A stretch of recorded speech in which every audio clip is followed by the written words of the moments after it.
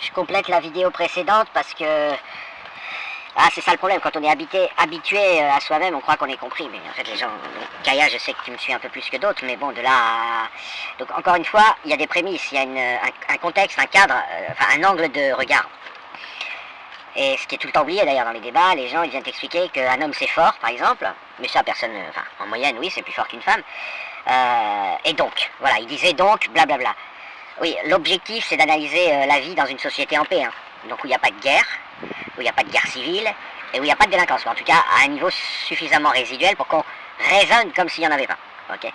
Donc quand on va s'intéresser à des choses sensibles, fines, comme par exemple la dualité homme-femme, ou masculin-féminin, c'est pas la peine d'importer, de convoquer tout ce qui est en fait la mort, parce que l'objectif c'est de discuter de la vie. Et si on est mort ou si on vit dans le caniveau, c'est-à-dire si on vit pas quoi, si on est sur Terre en survie biologique, le raisonnement, je sais pas, je mets pas de hiérarchie, mais le raisonnement il sera totalement différent.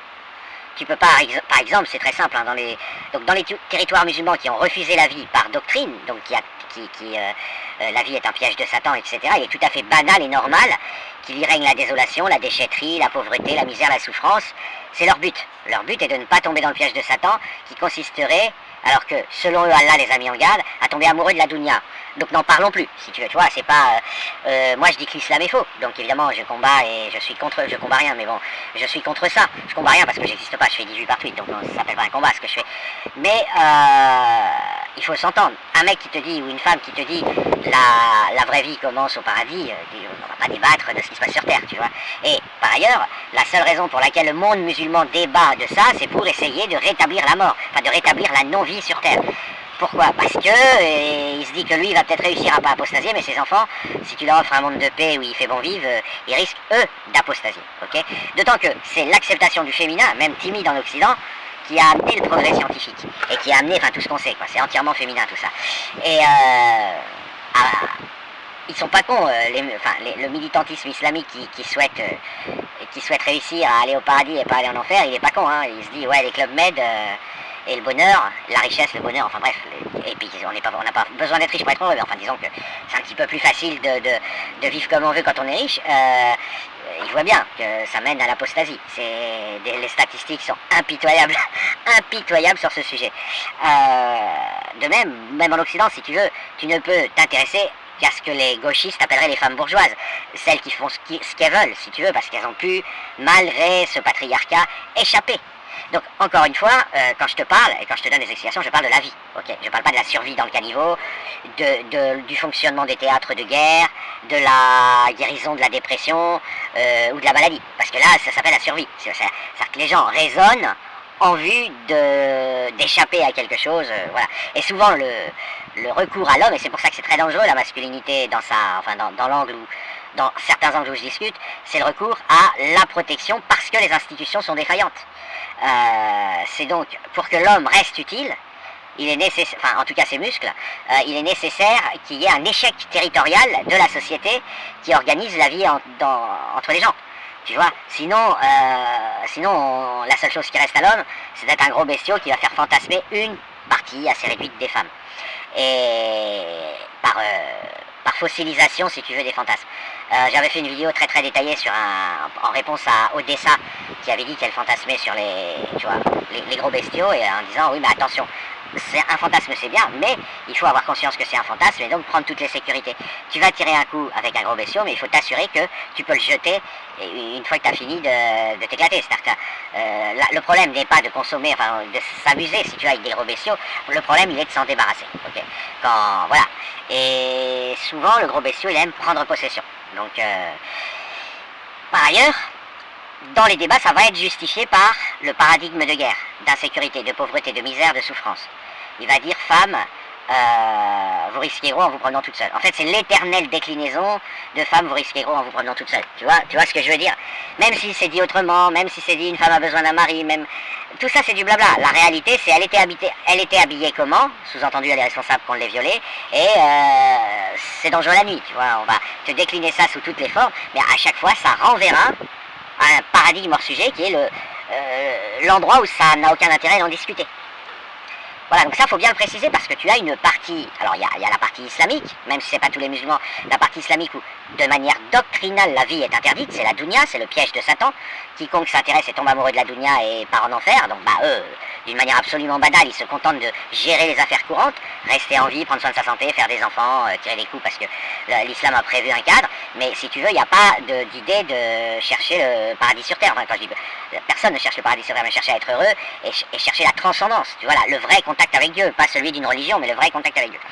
Donc les musulmans, ils ont dit, nous on refuse, parce que nous on refuse la dunya de toute façon. Nous, il est hors de question qu'on se laisse, donc tout ce qui va relever du beau est requalifié en piège de Satan.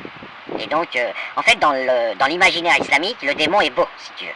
Donc tu vois, là l'affaire est réglée, et là on rentre dans les débats pro-islam, anti-islam, mais on n'a plus besoin d'évoquer la dualité masculin-féminin, parce que même si les mecs, l'islam leur fout la paix, c'est pas non plus la Bérezina, quoi, enfin c'est pas non plus la fiesta. Le concept lui-même refuse, c'est le tawhid, si tu veux, c'est le tawhid, c'est la forme achevée de refus du beau, de refus de diviniser, enfin de refus de se servir de son organe qui divinise. En général, c'est lors des coups de foudre, hein, ou dans l'amour platonique, et donc l'organe s'atrophie, ensuite ils l'ont plus, donc ils n'ont même plus besoin de se retenir, c'est aussi con que ça. Mais après, tu vas avoir le monde occidental qui est très intriqué, tout au cours de l'histoire, le christianisme et l'islam, ils se sont fait la guerre, mais du coup ils se sont intriqués, qui va poser des problèmes relativement similaires, mais plus impressionnistes, hein, c'est ce que je dis souvent, le bon catho, la bonne famille catholique, c'est t'es moche, t'as une femme moche, ou un époux moche, des enfants moches que t'envoies au scoutisme. Et ça, c'est une valeur phare du catholicisme, je vais dire du catholicisme, parce que le christianisme, il a ses composantes un peu... Donc tu as déjà un contexte préalable. Ensuite, les gens disent, le féminin nous a fait nous écrouler, la reconnaissance du féminin nous a fait nous écrouler. Bon, ça c'est faux, et je vais t'expliquer, c'est facile à comprendre, hein. C'est faux, mais en plus c'est de manière évidente faux, et quand les gens disent ça dans le monde moderne, on comprend ce qu'ils veulent dire et on se préoccupe pas de savoir si c'est vrai ou faux. Simplement les traditionalistes, ils vont dire ah ouais c'est vrai, je suis pour dire ça, et les non traditionalistes, ils vont plutôt dire le contraire, tu vois. Mais bon, la réalité factuelle, c'est que on a cessé d'être des barbares, hein. Je rappelle, il y a encore 300 ans, les Français, hein, pas les Arabes, pas les Noirs, les Français s'entretuaient, ils se brûlaient vifs et ils se plantaient des pieux dans les yeux. Tu vois, c'est-à-dire qu'ils capturaient un mec, ils lui plantaient un pieu dans l'œil. C'était une barbarie, mais inimaginable. On n'a rien à envier aux autres barbares du monde. Et puis, petit à petit est venue l'apostasie du christianisme. Enfin, je le dis comme ça parce que ça va vite, hein. La sécularisation, ça s'est pas fait tout seul. Ils voulaient continuer de faire régner la désolation. Et... bref, ça s'est pas fait tout seul, c'était vraiment douloureux d'après ce que j'ai compris, mais j'y étais pas, je suis vieux mais quand même pas à ce moment-là. Puis les progrès, les découvertes. On a cessé de brûler vif Giordano Bruno, cessé de condamner Galilée, on a écouté, on s'est mis à parler vraiment avec Dieu, le vrai Dieu, c'est-à-dire pas le Dieu des religions, mais la nature, enfin Dieu, on sait pas qui c'est, hein, si tu veux, mais on s'est mis à utiliser l'esprit critique, donc on s'est plus mis à avaler tout et n'importe quoi en disant c'est révélé, faut pas le mettre en doute, c'est ça la foi. Et donc là le féminin est rentré, alors là c'est pas le féminin des femmes, c'est le féminin, la composante universelle féminine, si tu veux, du réel, qui s'est installée avec... et je ne vois pas, alors maintenant là on est en période de crise en gros, ok, puis il y a des gens qui n'ont pas été heureux en Occident, donc ils ont le droit de dire que l'Occident a échoué. Enfin bon, il a conquis toute la planète, il a conquis une grande partie de la planète, il met des tannés à chaque fois qu'il a des ennemis, avec du matériel sophistiqué, des progrès scientifiques, il a soigné pendant très longtemps en médecine la planète entière, il a fourni à la planète entière des voitures, des trains, de l'électricité, etc. Enfin, tu vois, bon, l'idée que l'Occident serait, que l'avènement, si tu veux, de l'Occident serait, qui serait un grand échec et qui serait la preuve que le féminin, accepter l'existence du féminin comme étant aussi glorieux et aussi que le masculin, c'est du pipeau, tu vois bien. Enfin, je veux dire, alors oui, il y a des traditionalistes qui sont contre le LGBTisme et le wokisme, mais c'est ces dernières années, ça. ça a à peine 15-20 ans, cette mode débile, ce militantisme wokiste et LGBT, on en a vu d'autres, je sais pas si ça...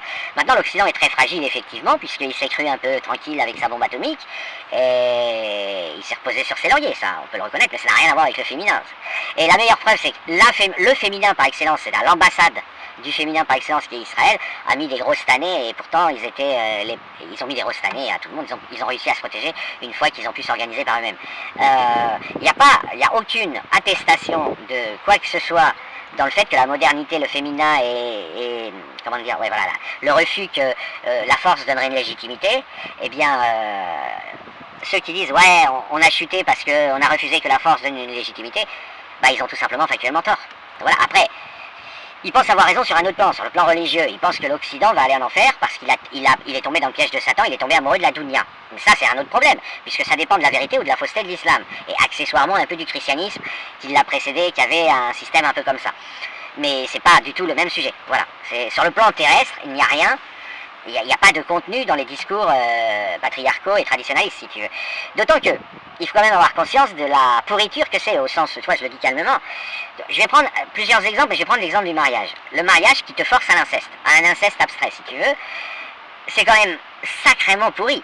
Je veux dire, bon, on tombe amoureux, on se met en couple. Ça, c'est tout à fait naturel. Et puis, t'aimes plus l'autre, donc tu le quittes.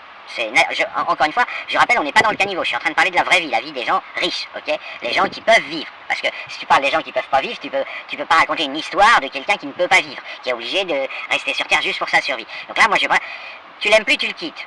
Et non, si tu écoutes les religions, c'est non, tu l'aimes plus, tu restes avec et tu te forces. Je sais pas quelle est ton expérience personnelle, car mais n'importe quelle personne équilibrée et normale dans le monde libre et dans le milieu des gens riches et heureux, enfin riches et insouciants, du moins qui n'ont pas de problème avec l'argent, qui ont peut-être d'autres problèmes mais pas avec l'argent, te dira que c'est très rare les gens qui s'aiment, enfin en fait ça existe même quasiment pas, les gens qui sont amoureux au sens propre de leur partenaire avec qui ils sont depuis longtemps, parce que ça s'est transformé en affection. Et ce n'est plus de l'amour platonique, ce n'est plus de la sacralisation qui te fait flasher, tu vois. C'est devenu simplement précieux. C'est-à-dire, tu ne ressens plus de la transcendance pour ce partenaire. Ce que tu ressens, c'est à quel point, s'il s'en allait, tu serais triste. Mais attention, là, quand tu fais le calcul, 0 moins 40, tu arrives à plus 40. Mais tu es à 0 en fait. Si tu es au niveau 0 ou au niveau 2, et que tu t'aperçois que si tu fais un pas, si tu vas dans cette direction, tu vas descendre à moins 40, par exemple, si tu perds les gens qui te sont précieux, ce n'est pas un plus 40, c'est un 0. Et tu dis, mais je suis content d'être à 0 parce que je serai à moins 40 s'ils s'en vont. Quand tu tombes amoureux,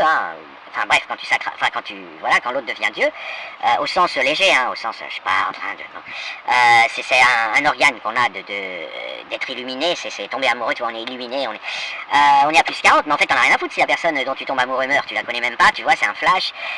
Bon, ces mécanismes, si tu veux, les religions les aiment pas et les combattent, parce que ça a une question de stabilité, tu vois. Bon, on va pas se mentir, quand tu forces des gens à rester ensemble, on est quand même au summum de la perversion. Quand les gens disent je suis attaché à la famille traditionnelle, mais moi aussi, moi j'ai eu des parents, on est tous attachés à la notion de famille traditionnelle, mais on n'est pas la famille traditionnelle, c'est réel que si on s'aime. Si on s'aime pas, ou si on n'a pas des profondes raisons, tu vois, de rester ensemble, généralement les gens font des enfants pour... Et c'est dommage, il y a trop d'enfants faits pour sauver des couples, mais passons. Ça c'est un phénomène général dans le monde. Enfin, dans le monde libre, puisque ailleurs ils font des enfants pour sans aucune raison. En dehors de la protection de l'enfance, si on la met de côté, on est encore une fois chez les gens riches. C'est-à-dire que l'éducation des enfants ne pose pas de problème, etc. Qu'est-ce que je voulais dire? T'imagines, on vient... Quelqu'un vient te dire, je suis pour la famille nucléaire, donc je vous interdis, monsieur, madame, de divorcer. Parce que c'est ça qu'il faut comprendre. Parce que personne n'en a rien à foutre, on va pas divorcer des couples. Tu vois, quelqu'un qui a une vision, par exemple comme la mienne, il ne me viendrait pas l'idée d'aller voir un couple en disant, vous devriez chacun partir de votre côté, si vous vous aimez, vous restez ensemble. Mais, la religion, elle arrive, elle dit, mais si vous vous aimez pas, vous restez ensemble quand même. Ce qui a deux effets, ça salit, bon, c'est crade, c'est de la perversion. En plus, c'est vraiment de la perversion, mais ça on le sait de la part des multinationales religieuses. Mais en plus, ça a pour effet de salir l'amour antérieur, de ne pas le reconnaître. Parce que quand tu es avec une personne, même si tu l'aimes plus comme au premier jour, etc., mais que ça se passe bien, tu célèbres l'amour qui a initié votre union. Tu le célèbres. Il a quelque chose de sacré, c'est comme un anniversaire qu'on souhaite, tu vois. C'est pas une naissance, mais... Et donc il y a des gens qui choisissent naturellement, sans aucune loi, sans que personne les force, de dire « je célèbre ce qui nous est arrivé dans le passé ». Ok, bon ça c'est très rare, mais c'est pour les gens qui sont tombés amoureux et qui sont restés en couple. La plupart des couples qui marchent bien, c'est quand les gens s'aiment pas, donc ils peuvent développer une amitié, ils coopèrent et donc tout va bien, ils n'ont pas besoin de s'énerver, vu qu'ils s'aiment pas, ils ont juste une grande amitié l'un pour l'autre et ils ont des rapports sexuels.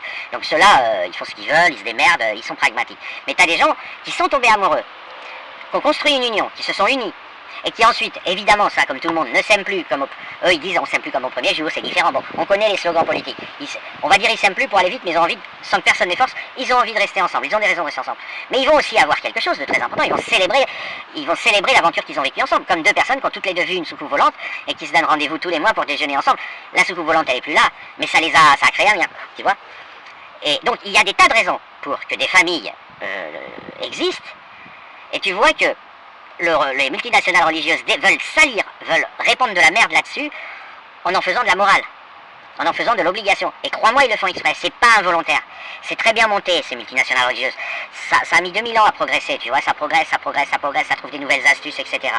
Et en particulier, la notion de famille traditionnelle, elle est très bien foutue chez les religieux comme slogan pervers, parce que, premièrement, ça permet de cacher des perversions sexuelles qui sont innommables. Hein. J'ai fait toute une vidéo pour dénoncer, enfin pour dire le mal que je pensais de Patrick Buisson, qui est... il émanait même de son gestuel, de sa façon d'être. Il avouait presque toutes ces perversions en faisant semblant d'être à l'opposé. Mais d'une manière générale, enfermer ça caché sous le lit dans la famille nucléaire avec la pression religieuse pour pas divorcer, pour rester ensemble, ça arrange beaucoup de gens. Ok ? Ah, ce monsieur, mais il était marié, il est marié, il a des enfants, c'est quelqu'un de bien, blablabla, bla, bla, bla, tu vois ce que je veux dire. Donc déjà, ça sert à ça, mais ça c'est pas le premier motif. Mais tu as une notion de dévaloriser, de transformer en, comment dire, en inauguration officielle professionnelle, quelque chose qui au départ pourrait être volontaire. Nous ne nous aimons plus, mais nous célébrons ce que nous avons vécu ensemble, et c'est notre choix. Et là, ce que tu as aujourd'hui, les religions, elles ont réussi à s'accaparer ça, et à dire non, c'est pas votre choix, c'est votre devoir. Et en disant c'est votre devoir, tu transformes un anniversaire que tu as envie de fêter en rendez-vous professionnel, le pot de retraite de Gérard. Tu vois, où tout le monde fait personne n'en a rien à branler, mais tout le monde fait des sourires, c'est une tradition, etc. Donc, mais il faut toujours se méfier des apparences, du contexte. Encore une fois, la famille nucléaire n'est en danger que si les deux personnes ça va pas entre elles. Et donc, inventer qu'il y aurait un système extérieur qui viendrait la détruire, c'est un mensonge. C'est simplement que le système extérieur, il a retiré le lit, et donc il a retiré le tapis, et ce que tu vois, ah, c'est horrible.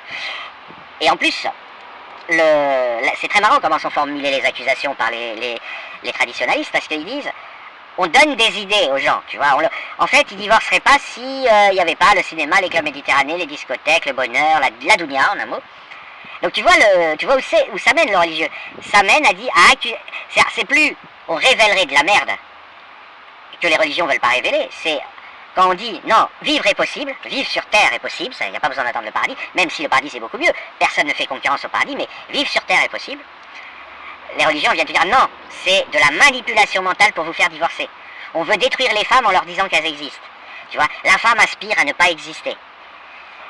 J'espère. Donc tu vois, il faut vraiment se méfier. Il n'y a pas seulement des théories, il y a aussi comment les gens se combattent. Encore une fois, un homme et une femme qui s'aiment et qui vivent en couple, t'as personne qui a besoin de venir leur dire de rester ensemble, ils vont rester ensemble. Ils vont rester ensemble, ils s'aiment, c'est le pied total d'être ensemble. Tu vois ce que je veux dire? Donc quand t'as des gens qui viennent t'expliquer aujourd'hui que s'ils se séparent c'est de la faute de l'extérieur, non, pas du tout. L'extérieur, c'est-à-dire le monde libre, il a juste permis que ces personnes ne reçoivent pas d'intimidation et de pression pour se forcer à rester ensemble alors que ça n'avait plus de sens pour eux.